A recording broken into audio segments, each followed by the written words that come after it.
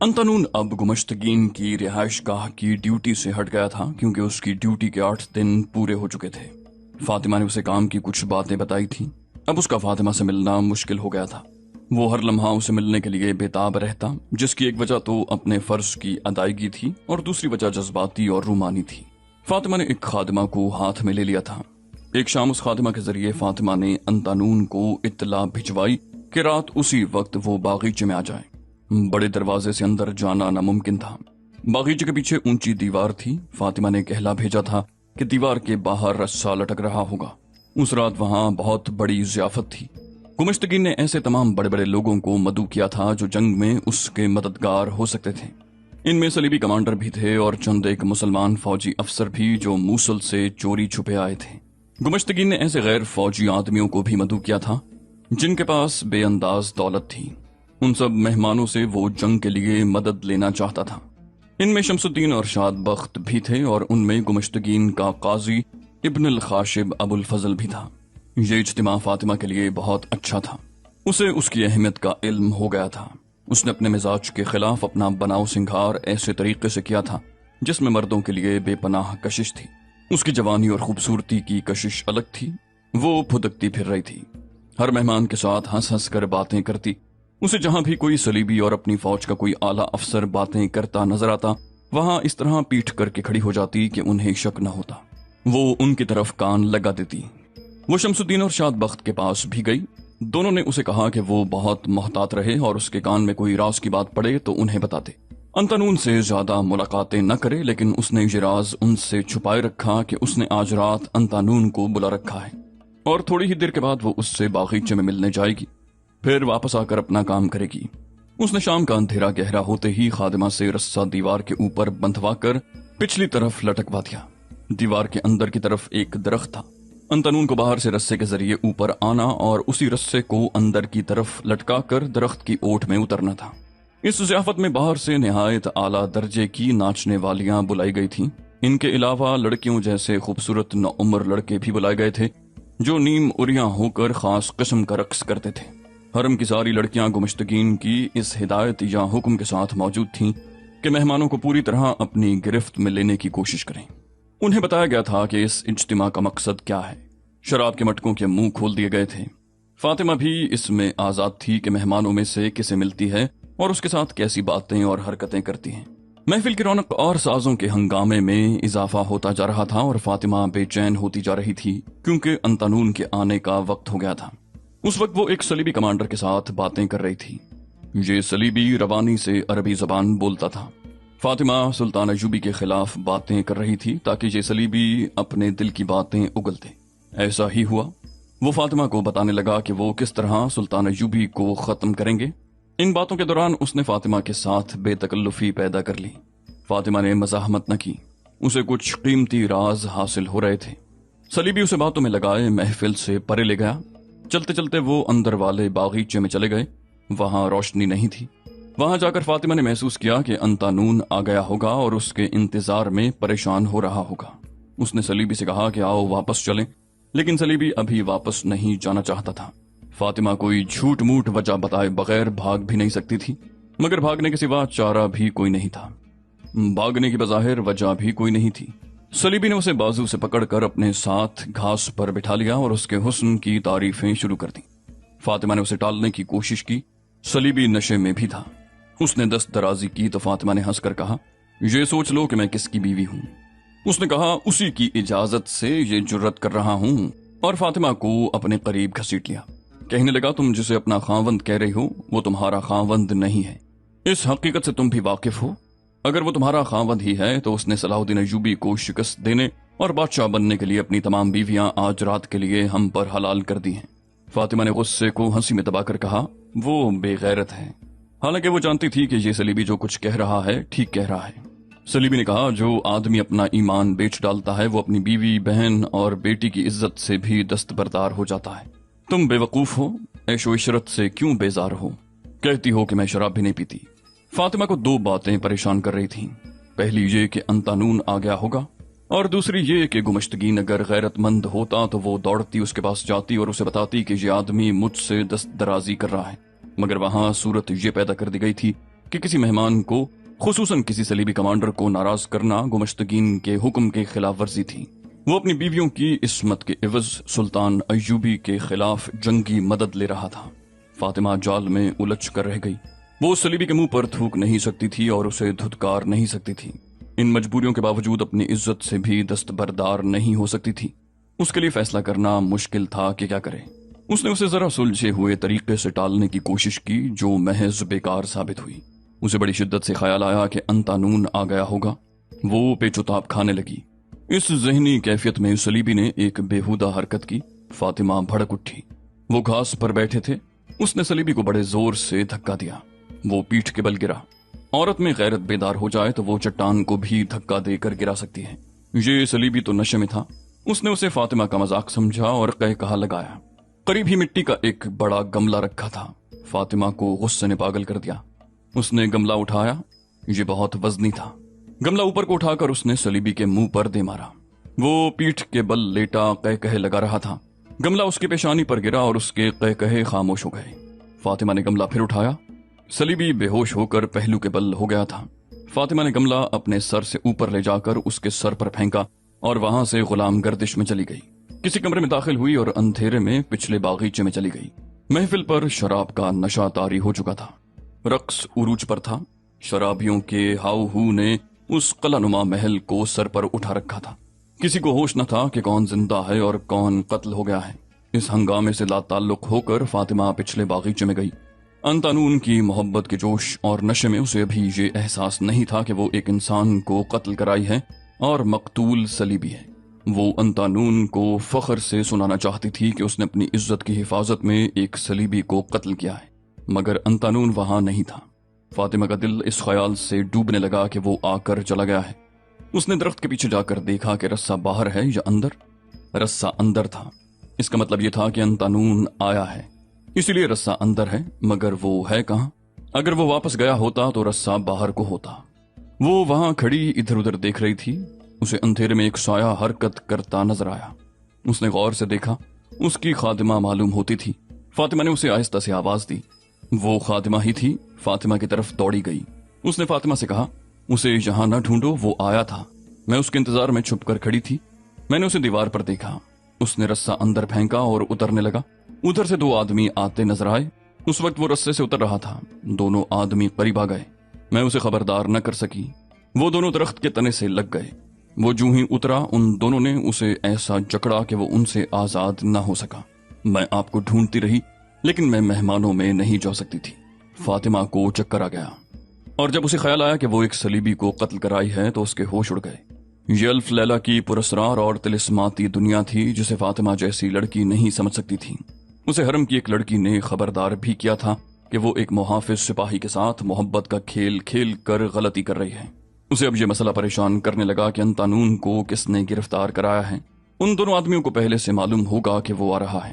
اب فاطمہ کو یہ خدشہ نظر آنے لگا کہ اسے بھی گرفتار کیا جائے گا۔ اسے اپنی خادمہ پر بھی شک تھا۔ وہ بھی تو مخبری کر سکتی تھی۔ وہ کچھ بھی نہ سمجھ سکی۔ خادمہ کو ساتھ لے کر اس نے اوپر سے رسہ کھلوایا اور اسے کہا کہ اسے کہیں چھپا دے۔ وہ خود انتہائی گھبراہٹ کے عالم میں سالار شمس الدین اور شاد بخت کی طرف دوڑ گئی۔ رقص اور شراب کی محفل گرم تھی۔ فاطمہ کو شاد بخت نظر آیا۔ اسے محفل کے انداز سے معلوم ہوا کہ صلیبی کے قتل کا کسی کو پتہ نہیں چلا۔ وہ خرامہ شاد بخت تک گئی اور اسے اشارے سے بلایا۔ الگ لے جا کر اسے بتایا کہ وہ ایک صلیبی کو قتل کرائی ہے۔ اس نے قتل کی وجہ بھی بتائی۔ شاد بخت نے یہ خطرہ محسوس کرتے ہوئے کہ فاطمہ کو کسی نہ کسی نے اس صلیبی کے ساتھ ادھر جاتے دیکھا ہوگا جہاں اس کی لاش پڑی ہے اور اس کے پکڑے جانے کا امکان بڑا واضح ہے، اسے کہا تمہیں اب یہاں نہیں رہنا چاہیے۔ تم اگر گرفتار ہو گئی تو میں ہی بہتر جانتا ہوں کہ گمشتگین تم جیسی لڑکی کا قید خانے میں کیا حال کرائے گا۔ اگر اس کا باپ مارا جاتا تو وہ پرواہ نہ کرتا، وہ ایک صلیبی کماندار کے قتل کا بڑا بھیانک انتقام لے گا۔ فاطمہ نے پوچھا میں کہاں جاؤں؟ شاد بخت نے کہا تھوڑی دیر یہیں گھومو پھرو، میرا بھائی شمس الدین آ جائے تو اس سے بات کروں گا۔ فاطمہ نے خوف سے کانپتی ہوئی آواز میں پوچھا وہ کہاں چلے گئے ہیں؟ شاد بخت نے کہا کچھ دیر گزری انہیں اطلاع ملی تھی کہ پچھواڑے کی دیوار رسے سے پھلانگ کر ایک آدمی اندر آ گیا تھا۔ معلوم نہیں وہ کون ہے اور کس ارادے سے اندر آیا تھا۔ شمس الدین اسے دیکھنے اور اسے قید خانے میں ڈالنے یا جو بھی کارروائی مناسب سمجھے گا کرنے کے لیے گیا ہے۔ اگر تھوڑی دیر تک نہ آیا تو میں خود چلا جاؤں گا۔ دل مضبوط رکھنا، ہم تمہیں چھپا لیں گے۔ فاطمہ کے ذہن میں خیال آیا کہ پکڑا جانے والا انتانون ہی ہوگا۔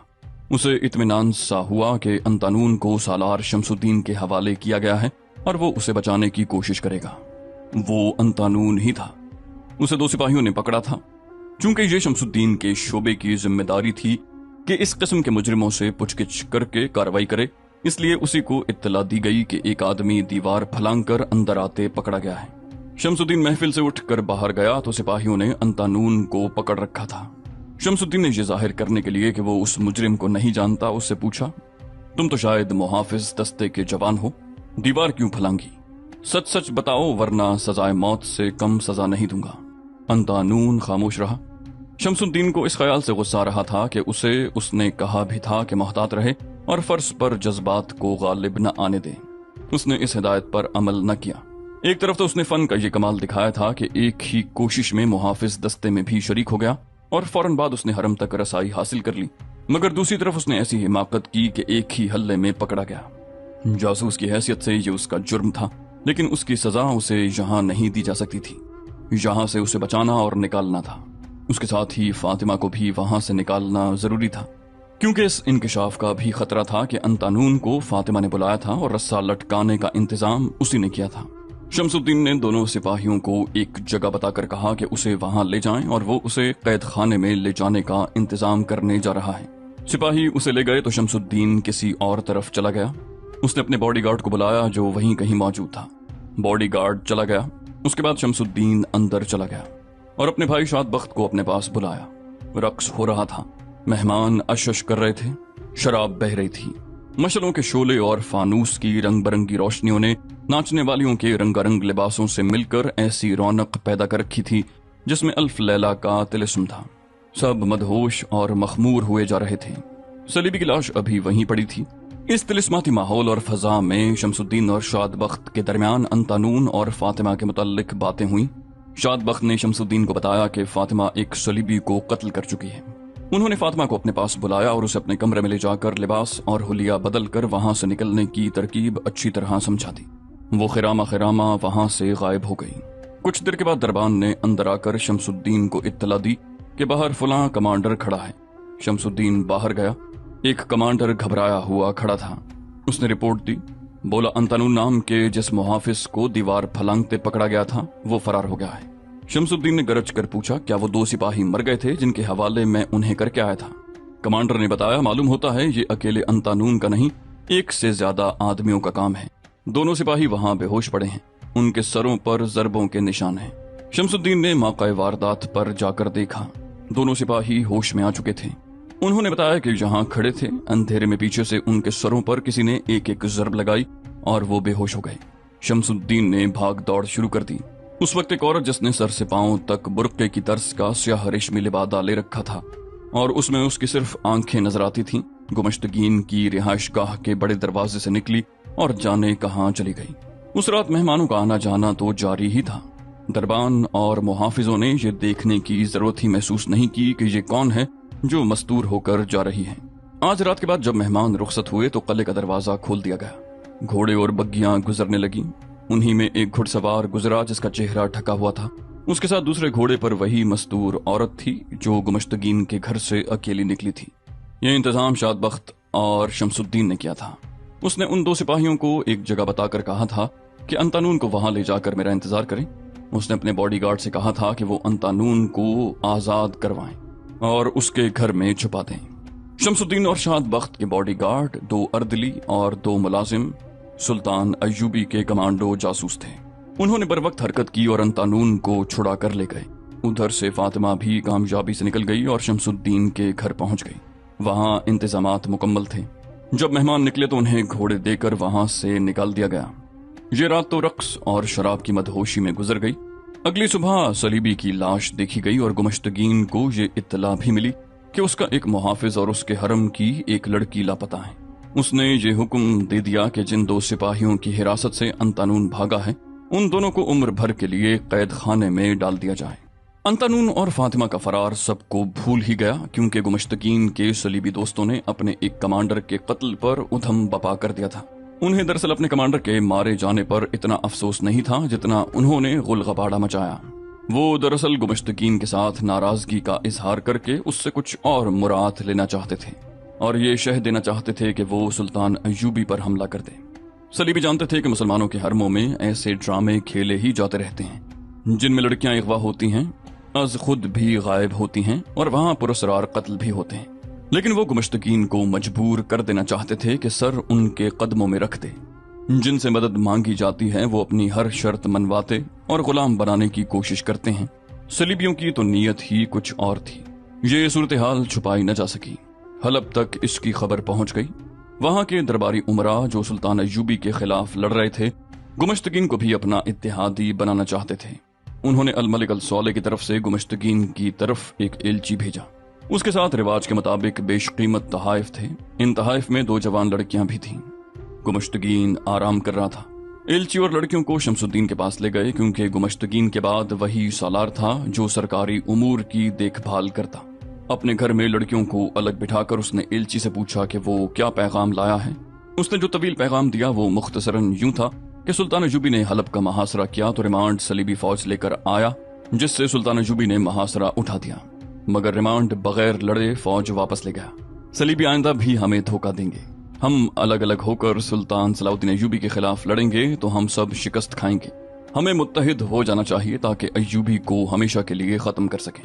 اس پیغام کے ساتھ متحدہ محاذ بنانے کا ایک منصوبہ تھا جو کچھ اس طرح تھا کہ الرستان کی پہاڑیوں کی برف پگھل رہی ہے۔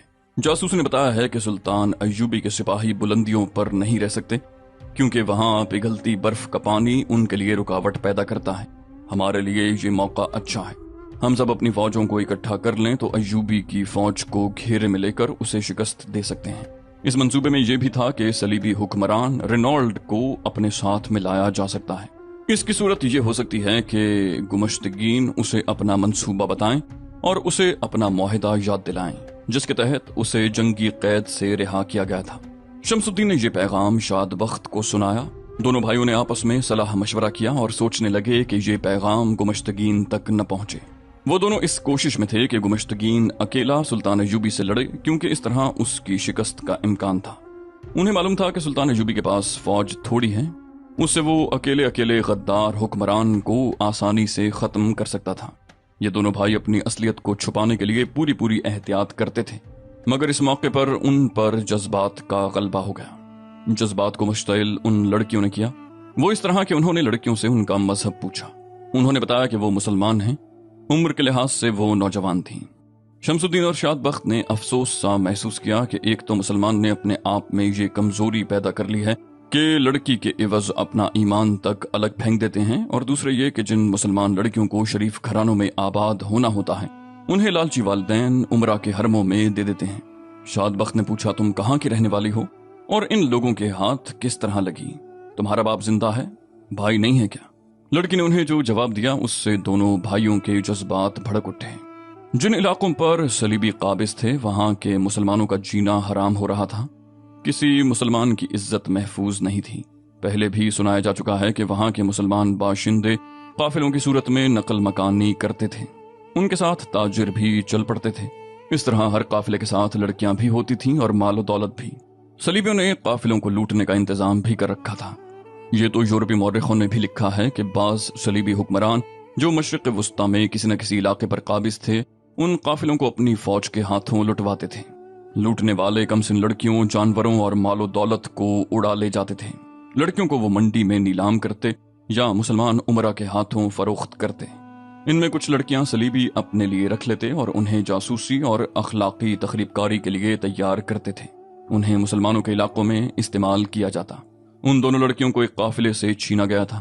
اس وقت دونوں 13-14 سال کی تھیں۔ وہ فلسطین کے کسی مقبوضہ علاقے سے اپنے کنبوں کے ساتھ کسی محفوظ علاقے کو جا رہی تھیں۔ بہت بڑا قافلہ تھا جس پر صلیبی ڈاکوؤں نے رات کے وقت حملہ کیا اور بہت سی لڑکیوں کو اٹھا لے گئے۔ یہ دونوں چونکہ غیر معمولی طور پر خوبصورت تھیں اس لیے انہیں الگ کر کے ان کی خصوصی پرورش اور تربیت شروع کر دی گئی۔ ان پر غیر انسانی تشدد کیا گیا، پھر ان کے ساتھ ایسا اچھا سلوک ہونے لگا جیسے وہ شہزادیاں ہوں۔ انہیں فی الواقع شہزادیاں بنایا گیا، شراب پلائی گئی اور نہایت خوبی سے ان کے ذہنوں کو صلیبیوں نے اپنے رنگ میں ڈھال لیا۔ 4-5 साल के बाद जब सुल्तान नूरुद्दीन जंगी फौत हो गया तो सलीबियों की तरफ से उन दोनों लड़कियों को तोहफे के तौर पर दमिश्क भेजा गया। उन्हें सलीबियों का एक मुसलमान एलची साथ लाया था। ये सलीबियों की खैर सगाली का तोहफा था। वो अल मलिक अल सौले और उसके उमरा को सुल्तान अयूबी के खिलाफ और अपने हक में करना चाहते थे। उन लड़कियों ने बताया, हमारे जहनों से मजहब और किरदार निकाल दिया गया था। हम खूबसूरत खिलौने बन गई थी, लेकिन हमें जब दमिश्क भेजा गया तो हमारे जहनों में अपना मजहब और किरदार बेदार हो गया। हमारे खून में जो इस्लामी असरात थे वो उमड़ कर हमारी रूहों पर छा गए। हमें अपने माँ बाप और बहन भाई तो नहीं मिल सके थे। हमने उन मुसलमान हाकिमों और बादशाहों को अपने बाप और भाई समझ लिया, लेकिन उनमें से किसी एक ने भी हमें बेटी और बहन न समझा। सलीबियों के हाथों बेआबरू होकर हमें इतना दुख नहीं हुआ था जितना मुसलमान भाइयों के पास आकर हुआ, क्योंकि सलीबियों से हमें ऐसे ही सलूक की तवक्को थी। हमने हर उस मुसलमान हाकिम के पांव पकड़े जिनके हवाले हमें किया गया, हाथ जोड़े, इस्लाम के खुदा और रसूल सल्लल्लाहु अलैहि वसल्लम के वास्ते दिए कि हम उनकी बेटियां हैं, मजलूम हैं, उनकी इज्जत हैं। मगर उनकी आंखों में शराब और शैतान ने सलीब और सितारे में कोई फर्क न रहने दिया। हमारे अंदर इंतकाम का जज्बा बेदार हो गया। जब सुल्तान सलाहुद्दीन अय्यूबी दमिश्क में आया तो हम बहुत खुश हुई। सलीबियों के इलाकों में मुसलमान सुल्तान अय्यूबी की राह देख रहे हैं। वो उसे इमाम मेहदी भी कहते हैं। वो दमिश्क में आया तो हमने तहैया कर लिया कि उसके पास चली जाएंगी और उसे कहेंगी कि हमें अपनी फौज में रख ले और कोई सा काम हमें दे दे। मगर हमें वहां से जबरदस्ती भगाकर हलब ले आए। अब उन्होंने हमें आपके पास भेज दिया है। हम आपसे भी तवक्को नहीं रखती कि आप हमें बेटियां समझें। हम इतना जरूर कहेंगे कि हमारी इस्मत तो हमारे हाथ से निकल गई, इस्लाम भी हाथ से न निकल जाए। हम सलीबियों के यहाँ रहीं तो वहां भी सुल्तान अय्यूबी और इस्लाम के खिलाफ मंसूबे बनते देखे। मुसलमानों के पास रहीं तो वहां भी सुल्तान अय्यूबी के खिलाफ ही बातें सुनी। आप हमें आजमाएं, हमने सुना है कि सलीबी लड़कियां यहाँ जासूसी के लिए आती हैं। आप हमें सलीबियों के इलाकों में भेजें। हमें ये डर तो नहीं रहा कि हमारी इस्मत लुट जाएगी, वो तो लुट ही चुकी है। हमें इस्लाम के दिफा और फरोख के लिए और सलीबियों की शिकस्त के लिए कुछ करने का मौका दें। इन लड़कियों की ये रुएदाद ऐसी थी जिसने शमसुद्दीन और शादबख्त को शदीद जज्बाती झटका दिया। उन्होंने लड़कियों से कहा कि उन्हें अब किसी ऐश परस्त हुक्मरान के हवाले नहीं किया जाएगा।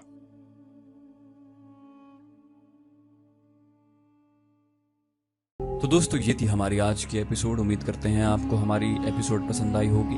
जाने से पहले इस वीडियो को लाइक, शेयर और कमेंट करना मत भूलिए। और अगर आप हमारे चैनल पर नए हैं तो इसे सब्सक्राइब कीजिए और बेल आइकन पर क्लिक कीजिए ताकि आपको तमाम वीडियोस फौरन मिलती रहें। अगली वीडियो तक के लिए अपना ख्याल रखिए। अल्लाह हाफिज।